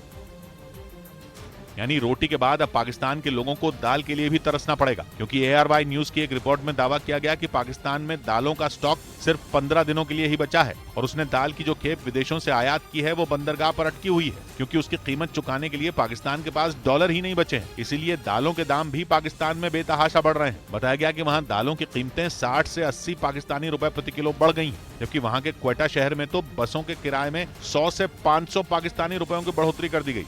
उधर महंगाई की सबसे बड़ी मार झेल रहे पाकिस्तान में कई लोग अब बंदूक के जोर पर खाने पीने की चीजें लूटने लगे हैं। पाकिस्तान में पहले ही आटा, दाल, बिजली और पेट्रोल समेत सभी चीजों के दाम आसमान पर हैं, जिसकी वजह से पाकिस्तान के लोगों का जीना मुश्किल हो गया। उनके पास न तो खाने के लिए खाना है और न ही पैसे कमाने के लिए कोई काम धंधा। ऐसे में पाकिस्तान में अपराधों की लिस्ट बढ़ती जा रही है। इस बीच पंजाब प्रांत के रावलपिंडी से हैरान करने वाली घटना सामने आई। वहां कुछ लोगों ने बंदूक की नोक पर एक पोल्ट्री फार्म पर हमला कर दिया। उन्होंने वहां 3 ट्रकों में लाए गए 5000 मुर्गे लूट लिए, जिनकी कीमत करीब 30 लाख पाकिस्तानी रुपए बताई गई। खबर है कि बदमाशों ने पोल्ट्री फार्म के कर्मचारियों को बंधक बनाकर उनसे लूटपाट की। असल में पूरे पाकिस्तान में इन दिनों ऐसी ही सलाखें और 200 करोड़ रुपए की ठगी हो गई। किसी आदमी से बात करता है तो ऐसा लगता है कि वास्तव में ये उस पोस्ट पे है। न्यूज चैनलों के इतिहास में पहली बार न्यूज 18 इंडिया की web series FIR number 208 streaming February 9 PM। America ने यूक्रेन को F-16 फाइटर जेट देने से साफ इनकार कर दिया। इससे पहले जेलेंस्की कई बार बाइडेन से F-16 लड़ाकू विमान देने की अपील कर चुके थे, ताकि वो पुतिन की सेना का मुकाबला कर सकें। यूक्रेन को उम्मीद थी कि अमेरिका का ये घातक लड़ाकू विमान जल्द ही उसकी सेना की ताकत बनेगा, लेकिन अमेरिकी राष्ट्रपति बाइडेन ने जेलेंस्की के सपनों को चकनाचूर कर दिया। अमेरिका ने यह फैसला ऐसे वक्त में लिया जब पूर्वी यूक्रेन में सबसे बड़ी जंग छिड़ी है। वहां पुतिन के सैनिकों को रोकने के लिए जेलेंस्की को F-16 जैसे फाइटर जेट की सख्त जरूरत थी। दावा है कि अमेरिका का ये विमान आधुनिक रेडार सिस्टम और खतरनाक हथियारों से लैस है, जो खराब मौसम में भी उड़कर दुश्मन के छक्के छुड़ा सकता है और करीब 2500 किलोमीटर प्रति घंटा की रफ्तार इसे और खतरनाक बना देती है। इन्हीं खूबियों की वजह से यूक्रेन पिछले कई महीनों से अमेरिका से इस विमान की मांग कर रहा था। उधर पश्चिमी मीडिया का दावा है कि आने वाले वक्त में रूस के खिलाफ फ्रांस यूक्रेन को अपने फाइटर प्लेन दे सकता है। पश्चिमी देशों से लगातार मिल रही मदद की वजह से ही यूक्रेन बीते 11 महीने से रूसी सेना का डटकर सामना कर रहा है। और एक के बाद एक लगभग सभी पश्चिमी देश उसकी कोई न कोई हथियार देकर लगातार मदद भी कर रहे हैं। अब खबर है कि यूक्रेन को फ्रांस से फाइटर जेट मिल सकते हैं, क्योंकि एक प्रेस कॉन्फ्रेंस के दौरान फ्रांस के राष्ट्रपति ने यह साफ कहा कि उन्होंने यूक्रेन को लड़ाकू विमानों की सप्लाई करने से कभी इनकार नहीं किया। उनके मुताबिक अगर भविष्य में यूक्रेन को फाइटर जेट की जरूरत पड़ती है तो जेलेंस्की की इस जरूरत को फ्रांस पूरा करने को तैयार है। हालांकि उन्होंने बताया कि अब तक जेलेंस्की ने उनके सामने ऐसी कोई मांग नहीं रखी है। वैसे इससे पहले भी फ्रांस की तरफ से यूक्रेन को air defence system, rocket launcher, तोप और कई सैन्य उपकरण भेजे जा चुके हैं। इस बीच द नेदरलैंड्स के प्रधानमंत्री ने भी जंग में यूक्रेन की मदद के लिए आगे रहने के संकेत दिए और दावा किया कि उनकी जेलेंस्की से F-16 फाइटर जेट की सप्लाई पर फिलहाल कोई बात नहीं हुई है, लेकिन इतना जरूर कहा कि युद्ध के बीच इन फाइटर जेट की सप्लाई एक बड़ा कदम होगा। Blijven ondersteunen en dat Oekraïne ook steeds articuleert, vertelt. साथ ही द नेदरलैंड्स के प्रधानमंत्री ने ये इशारा किया कि वो अपने सहयोगी देशों से इस पर बात कर रहे हैं कि आगे क्या किया जा सकता है। इधर उत्तर प्रदेश के संत कबीर नगर से हैरान कर देने वाला एक वीडियो सामने आया। वहां एक ट्रक एक लड़के के ऊपर से गुजर गया। घटना उस वक्त हुई जब वो लड़का सड़क पार कर रहा था। तभी वो ट्रक उस लड़के के ऊपर चढ़ गया। इस घटना का जो सीसीटीवी वीडियो सामने आया उसमें सड़क से एक ट्रक जाता दिखा। इसी दौरान एक लड़का सड़क पार करने की कोशिश करता नजर आया। जैसे ही वो सड़क के बीचों बीच पहुंचा तभी दूसरी तरफ से आ रहा एक ट्रक उस लड़के के ऊपर से निकल गया, जिसे देख वहां अफरा तफरी मच गई। कुछ लोग उस लड़के की तरफ भागने लगे, लेकिन राहत की बात यह रही कि उसे एक खरोंच भी नहीं आई और वो उठकर सड़क के दूसरी ओर जा पहुंचा, जिसे देख लोग हैरान रह गए। उधर आम बजट पेश होने से एक दिन पहले अर्थव्यवस्था के मोर्चे पर एक अच्छी खबर आई। आंकड़ों के मुताबिक भारत के कोर सेक्टर की विकास दर बीते 3 महीने में सबसे ऊंचे स्तर पर पहुंच गई और दिसंबर में कोर सेक्टर की ग्रोथ 7.4% दर्ज की गई। कोयला, स्टील और बिजली जैसे 8 अहम सेक्टर को मिलाकर बनने वाले कोर सेक्टर की ग्रोथ 2021 के दिसंबर में 4.1% दर्ज की गई थी। इस बीच भारत जोड़ो यात्रा खत्म होने के बाद राहुल गांधी कश्मीर की हजरत बल दरगाह पहुंचे। एक दिन पहले राहुल गांधी की भारत जोड़ो यात्रा खत्म हुई थी। इस मौके पर श्रीनगर में कार्यक्रम भी हुआ, जिसके अगले ही दिन राहुल गांधी के दरगाह पहुंचने की तस्वीरें आ गईं, जिनमें वो दरगाह में हाथ जोड़कर प्रार्थना करते नजर आए। इससे पहले वो कश्मीर की माता खीर भवानी मंदिर भी पहुंचे, जहां उन्होंने देवी की आरती उतारी। यानी भारत जोड़ो यात्रा खत्म होते ही राहुल मंदिर और दरगाह दोनों जगह पहुंचे। दरगाह की तस्वीरें शेयर करते हुए उन्होंने अमन और शांति की दुआ भी मांगी, लेकिन कांग्रेस ने जैसे ही इन तस्वीरों को ट्वीट किया, एक शख्स ने दरगाह में हाथ जोड़कर खड़े राहुल पर तंज कस दिया, जबकि एक दूसरे शख्स ने लिखा कि कांग्रेस के सारे वोट गए।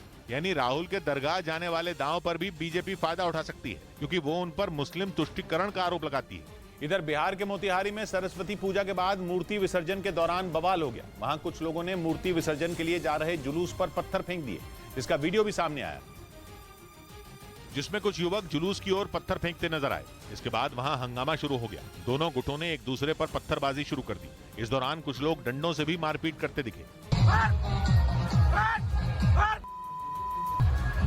हालांकि वहां मौजूद कुछ लोगों की सूझबूझ से मामले को शांत कर लिया गया। इस घटना में किसी के भी घायल होने की खबर नहीं है, लेकिन बड़ी संख्या में पुलिस बल की तैनाती कर दी गई। जो भी घटना घटी है इसकी पूरी जांच की जाएगी और कड़ी कार्रवाई भी करेंगे कि जो। वहीं आरोपियों की पहचान करने के लिए पुलिस सीसीटीवी तस्वीरों को खंगालने में जुटी है।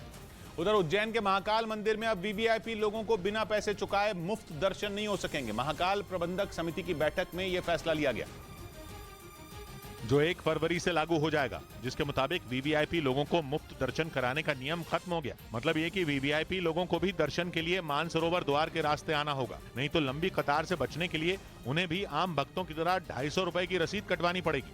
इस बीच पश्चिमी मीडिया ने दावा किया कि यूक्रेन जंग में वैगनर ग्रुप रूस के कैदियों को आदमखोर बनाने में जुटा है। दावा है कि पुतिन भी इस प्राइवेट आर्मी में 50,000 से ज्यादा खूंखार कैदी शामिल हो चुके हैं, जो जंग में दुश्मन का बेरहमी से कत्ल कर रहे हैं। जबकि यूक्रेन का दावा है कि जंग में बड़ी संख्या में वैगनर ग्रुप के लड़ाके मारे जा चुके हैं, जिसकी वजह से इसके मालिक येवगेनी प्रिगोजिन बौखलाए हुए हैं। कुछ महीने पहले ये खबर आई थी कि उन्होंने वैगनर ग्रुप में लड़ाकों की भर्ती के लिए रूस के शहरों में पोस्टर तक लगाए थे। और अब पश्चिमी मीडिया ये दावा कर रहा है कि येवगेनी प्रिगोजिन ने रूस की जेलों में बंद 50,000 से ज्यादा खूंखार कैदियों को ग्रुप में शामिल कर लिया है। जंग में भेजने से पहले बाकायदा उन कैदियों को आदमखोर बनाने की ट्रेनिंग दी जा रही है। दावा यह भी किया गया कि जंग खत्म होने के बाद जो कैदी बचेंगे उन्हें आजाद कर दिया जाएगा। इधर मुंबई के पास मीरा रोड इलाके से दिल दहला देने वाला एक वीडियो सामने आया, जिसमें कुछ युवकों ने एक डिलीवरी बॉय की सरेआम चाकुओं से गोदकर हत्या कर दी। और ये पूरी वारदात पास लगे सीसीटीवी कैमरे में रिकॉर्ड हो गई, जिसमें आरोपी झुंड बनाकर डिलीवरी बॉय पर बेरहमी से वार करते दिखे। इस दौरान वहां से कई लोग गुजरते दिखे, लेकिन किसी ने उसकी मदद नहीं की। वीडियो सामने आने के बाद पुलिस ने 5 आरोपियों को गिरफ्तार कर लिया। बेरहमी से की गई इस हत्या के पीछे की वजह आपसी रंजिश बताई गई। उधर नेपाल से अयोध्या लाई जा रही शालिग्राम की शिलाएं बिहार के मुजफ्फरपुर पहुंची तो उन्हें देखने के लिए सैकड़ों लोगों की भीड़ जमा हो गई। इन शिलाओं से भगवान राम की वो प्रतिमा बनाई जाएंगी जिनकी स्थापना अयोध्या के भव्य राम मंदिर में होगी। और जैसे ही ये शिलाएं मुजफ्फरपुर पहुंची, उन्हें देखने के लिए सड़कों पर भारी भीड़ जुट गई। वहां जगह जगह पर इन शिलाओं पर फूल बरसाए गए। बाद में मंत्रोच्चार के साथ महाआरती करके इन्हें गोपालगंज के लिए रवाना किया गया, जहां से इन शिलाओं को उत्तर प्रदेश ले जाया गया। इस बीच चीन के एयरक्राफ्ट फिर से ताइवान की सीमा के पास मंडराते नजर आए। ये दावा ताइवान ने किया और जानकारी दी कि चीन ने एक बार फिर ताइवान की सीमा में घुसने की कोशिश की और उसके 9 एयरक्राफ्ट ताइवान की हवाई सीमा के पास मंडराते दिखे। इसके अलावा उसके 3 जहाज भी ताइवान की टो लेने बिल्कुल नजदीक तक पहुंच गए। ये दावा ताइवान ने किया और जानकारी दी कि चीन की घुसपैठ की कोशिश का पता चलते ही उसकी नेवी अलर्ट हो गई और उसने अपने जहाज, पनडुब्बियों और मिसाइलों को चीन की ओर मोड़ दिया। लेकिन चीन के किसी भी एयरक्राफ्ट ने ताइवान स्ट्रेट में बनी मीडियन लाइन को पार नहीं किया और ताइवान और चीन की सेना सीधी लड़ाई से बच गई। इधर भोपाल में सीएम शिवराज सिंह चौहान ने खेलो इंडिया यूथ गेम्स का शुभारंभ किया। यह आयोजन राज्य के 9 शहरों में 13 दिनों तक चलेगा, जिसमें 6000 से ज्यादा खिलाड़ी हिस्सा लेंगे। अगर मध्य प्रदेश का कोई खिलाड़ी पदक जीतेगा तो उसे आगे की तैयारी के लिए हर साल आर्थिक मदद भी मिलेगी। 5 लाख रुपया प्रतिवर्ष उनको दिया जाएगा जब तक वो अगली प्रतियोगिता में भाग लेंगे। खेलो इंडिया यूथ गेम्स के उद्घाटन के दौरान शिवराज सिंह चौहान के अलावा राज्य के गृह मंत्री नरोत्तम मिश्र और केंद्रीय खेल मंत्री अनुराग ठाकुर भी मौजूद रहे। उधर बागेश्वर धाम के पंडित धीरेन्द्र शास्त्री के संत तुकाराम पर दिए विवादास्पद बयान का विरोध शुरू हो गया। कुछ दिन पहले धीरेन्द्र शास्त्री पर अंधविश्वास फैलाने का आरोप लगा था और अब उनके संत तुकाराम पर दिए विवादास्पद बयान पर बवाल शुरू हो गया। उनका एक वीडियो वायरल हुआ जिसमें वो संत तुकाराम के बारे में ऐसी बातें कहते सुनाई दिए जिस पर लोग भड़क गए। संत तुकाराम महाराष्ट्र के एक ऐसे महात्मा जिनकी लुगाई रोज मारती थी, उन्हें रोज पीटती थी डंडे से। बागेश्वर धाम के पंडित धीरेन्द्र शास्त्री का यही बयान लोगों के गुस्से की वजह बन गया। पुणे में कुणबी समुदाय के लोगों ने तो प्रदर्शन भी किया और पंडित धीरेन्द्र शास्त्री के पोस्टर पर चप्पलों से मारा। इन लोगों ने मांग की कि बागेश्वर धाम के बाबा के खिलाफ केस दर्ज किया जाए।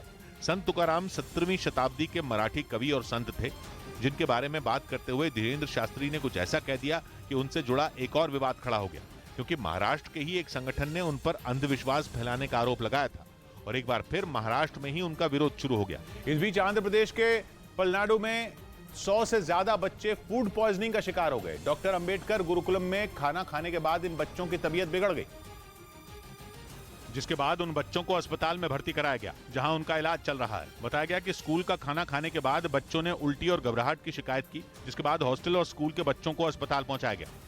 उधर नेटो ने यूक्रेन युद्ध में एशियाई देशों को भी घसीटने की पूरी तैयारी कर ली है। इसके तहत नेटो के महासचिव दक्षिण कोरिया के बाद जापान की भी यात्रा पर पहुंचे और दक्षिण कोरिया की तरह जापान से भी उन्होंने यूक्रेन की मदद करने की गुजारिश की। इसके साथ ही नेटो के महासचिव ने जापान को यूक्रेन युद्ध से सबक लेने की नसीहत भी दी। उन्होंने जापान से नेटो का साथ देते रहने की अपील की ताकि जरूरत पड़ने पर नेटो के देश भी उसकी मदद के लिए तैयार रहें। उनका इशारा चीन और रूस के संभावित खतरों की तरफ था, क्योंकि हाल के दिनों में ये दोनों देश कई बार जापान के लिए सिरदर्द बन चुके हैं। इसी वजह से जापान अपनी सैन्य ताकत को बढ़ाने में जी जान से जुटा। इससे पहले नेटो महासचिव ने दक्षिण कोरिया का भी दौरा किया था। हालांकि उनकी इस यात्रा पर उत्तर कोरिया भड़क गया था और उसने दक्षिण कोरिया और जापान को इसका खमियाजा भुगतने की चेतावनी दे दी थी। इधर यूएई में अल मिन्हाज जिले का नाम बदलकर हिंद सिटी कर दिया गया।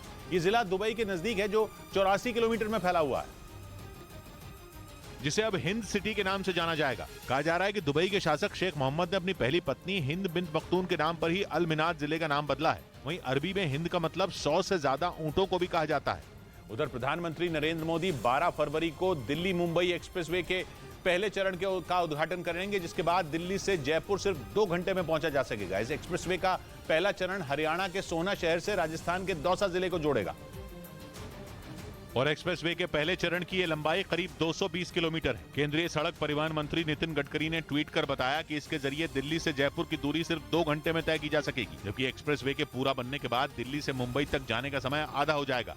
दिल्ली से मुंबई कार से 12 घंटे में ये जल्द ही मुमकिन होने वाला है। करीब 1380 किलोमीटर की लंबाई वाले दिल्ली मुंबई एक्सप्रेसवे पर सुरक्षा का भी ख्याल रखा गया है। जो दोनों साइड में होता है वहाँ हमने बाउंड्री वाल का प्रोविजन रखा हुआ ताकि अवांछित जानवर न कंट्रोल हो सके हमारी। इस एक्सप्रेसवे के पहले चरण का उद्घाटन पीएम 12 फरवरी को करेंगे।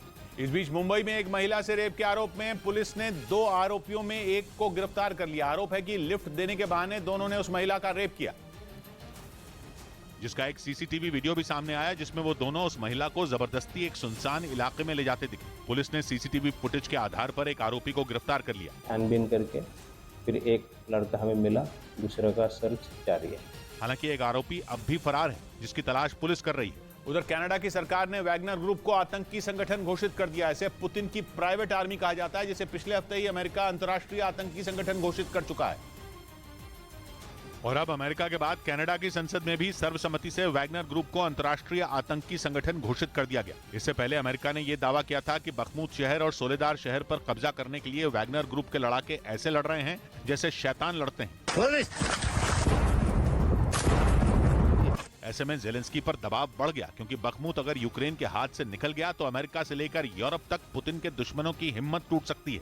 लेकिन बखमुत पर कब्जे के लिए पुतिन ने कसाई ब्रिगेड के नाम से मशहूर जिस वैगनर ग्रुप को जंग में उतार रखा है, वो दावा है कि यूक्रेन के सैनिकों को मशीन गन से फायरिंग कर छलनी कर रही है, जिस वजह से जंग के मैदान में रूसी सेना की ताकत दुगनी हो गई। माना जा रहा है कि पुतिन ने वैगनर ग्रुप को जंग में इसीलिए उतारा क्योंकि वो बखमुत को किसी भी हाल में पाना चाहते हैं। वो जानते हैं कि एक बार बखमुत उनके हाथ आ गया तो फिर डॉनबास के उस हिस्से पर भी कब्जा आसान हो जाएगा जहां रूसी सेना की पहुंच नहीं है। क्योंकि बखमुत पर अधिकार करने के बाद उसके आसपास मौजूद शहरों पर हमले करने में मुश्किल नहीं आएगी। इस बीच अमेरिका के बाद कनाडा ने भी वैगनर ग्रुप को आतंकी संगठन घोषित कर दिया। अमेरिका ने तो इस ग्रुप के कई सदस्यों को पकड़ने या मार देने पर भारी भरकम इनाम भी घोषित कर रखा है। इधर ईडी ने छत्तीसगढ़ के कोयला घोटाला मामले में कई जगहों पर छापेमारी कर 170 करोड़ की संपत्ति कुर्क कर ली। आरोप है कि राज्य के कई बड़े अधिकारियों ने इस घोटाले से करोड़ों की संपत्ति बनाई।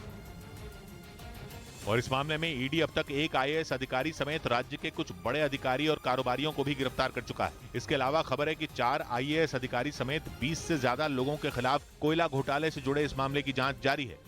उधर 1984 में ऑपरेशन ब्लू स्टार की अगुवाई करने वाले रिटायर्ड जनरल कुलदीप सिंह बराड़ ने एक ऐसा बयान दिया जिससे सियासी हंगामा खड़ा हो गया। उन्होंने दावा किया कि पूर्व प्रधानमंत्री इंदिरा गांधी की वजह से ही जर्नैल सिंह भिंडरावाले एक बड़ा कट्टरपंथी नेता बन गया, और जब वो कट्टरपंथियों का एक बड़ा चेहरा बन गया तो इंदिरा गांधी ने ही उसका अंत करने का आदेश दे दिया। रिटायर्ड जनरल कुलदीप सिंह बराड़ ने यह बयान एक पॉडकास्ट के दौरान दिया। Indira Gandhi allowed him to become a Frankenstein. But when he reached the pinnacle, now to finish him off. उन्होंने आरोप लगाया कि उस वक्त की सरकारों से राजनीतिक संरक्षण मिलने की वजह से ही भिंडरावाले एक बड़ा खतरा बन गया था, लेकिन कांग्रेस ने इन आरोपों से इनकार कर दिया। कांग्रेस पार्टी हमेशा ये मानती रही कि अगर वो अलगाववाद की राजनीति करते हैं या देश को बांटने की बात करते हैं तो कांग्रेस पार्टी ने कभी उनको समर्थन नहीं किया। 1984 में अमृतसर के स्वर्ण मंदिर में घुसकर सुरक्षा बल ने भिंडरावाले को ढेर कर दिया था।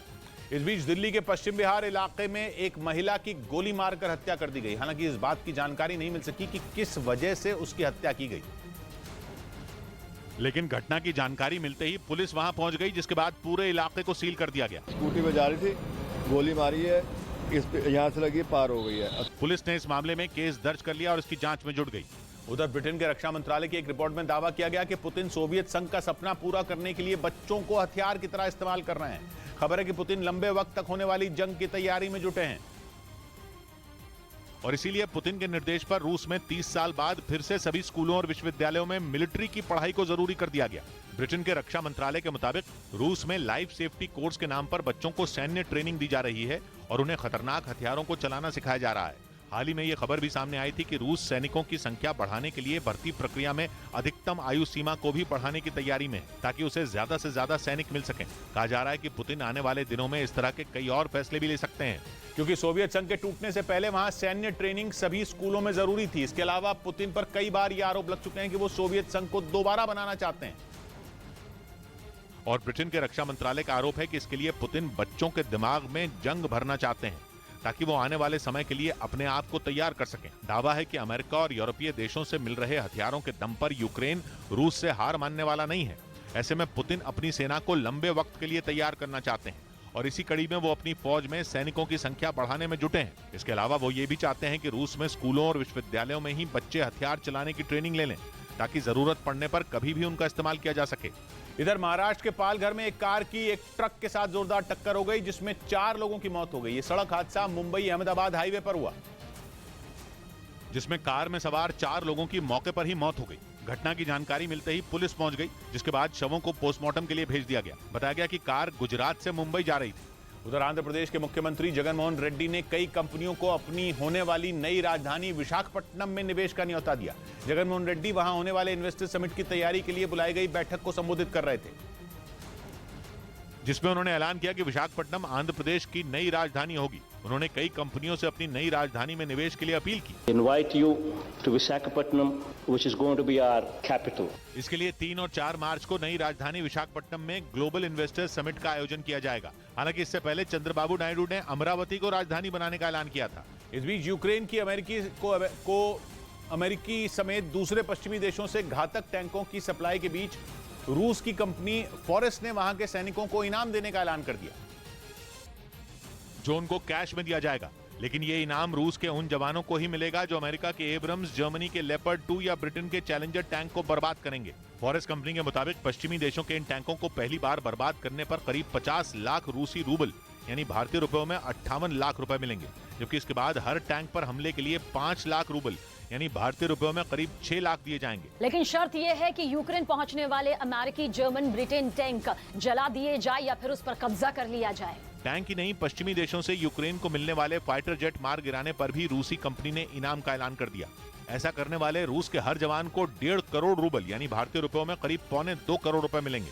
इधर झारखंड के धनबाद में मौजूद आशीर्वाद टावर में भीषण आग लग गई, जिसकी चपेट में आकर 13 लोगों की मौत हो गई, जिनमें 7 महिलाएं, जबकि 50 से ज्यादा लोग इस इमारत में फंस गए। इस घटना की वजह से वहां अफरा तफरी मच गई। देखते देखते लोगों की भीड़ इकट्ठा हो गई। आग लगने की जानकारी मिलते ही फायर ब्रिगेड की कई गाड़ियां वहां पहुंची। इसके बाद रेस्क्यू ऑपरेशन चलाकर इमारत में फंसे लोगों को बाहर निकालने का काम शुरू किया गया। इस घटना में कई लोग घायल हो गए, जिन्हें फौरन अस्पताल में भर्ती कराया गया। वहीं कई घंटों की मेहनत के बाद आग को बुझा लिया गया। बताया जा रहा है कि इमारत में गैस सिलेंडर फटने से आग लगी। उधर जंग में यूक्रेन की सेना ने रूस की फौज को भारी नुकसान पहुंचाने का दावा किया, जिसमें लुहांस्क इलाके में रूस के टैंकों के साथ उसके कई घातक हथियारों को बर्बाद करने की बात कही गई। और यूक्रेन के रक्षा मंत्रालय की तरफ से सबूत के तौर पर इसका एक वीडियो भी जारी किया गया, जिसमें रूसी सेना के ठिकानों पर ताबड़तोड़ ड्रोन हमले किए गए। वीडियो में यूक्रेन के हमलों के बाद तबाह हुए रूसी टैंकों का मलबा भी नजर आया। यूक्रेन ने लुहांस्क में किए गए इन हमलों में रूस की 4 बख्तरबंद गाड़ियों समेत 6 टैंकों को ध्वस्त करने का दावा किया। वो हिम्मत करके पहले अपने अंदर से निकलते हैं। वो हिम्मत करके पहले अपने अंदर से निकलते हैं। बहुत कम लोग घर को फूंक कर घर से निकलते हैं। 100 बात की एक बात कही ज़हीर ने, अलग होती है उन लोगों की बोली और बानी भी। हमेशा सबसे आगे वो जो अवसर से निकलते हैं। मिलते हैं कल।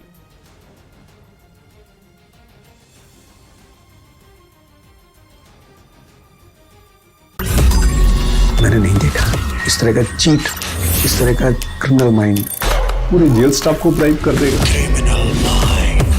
मैं सोच भी नहीं सकता था। गवर्नमेंट फंक्शनरी को इम्पर्सनेट करता था, आवाजें बदलता था। टारगेट भी बहुत पावरफुल धनवान लोगों को करता है। ये एक ही चीज से रुक सकता है, अगर आप इसकी जीभ काटें।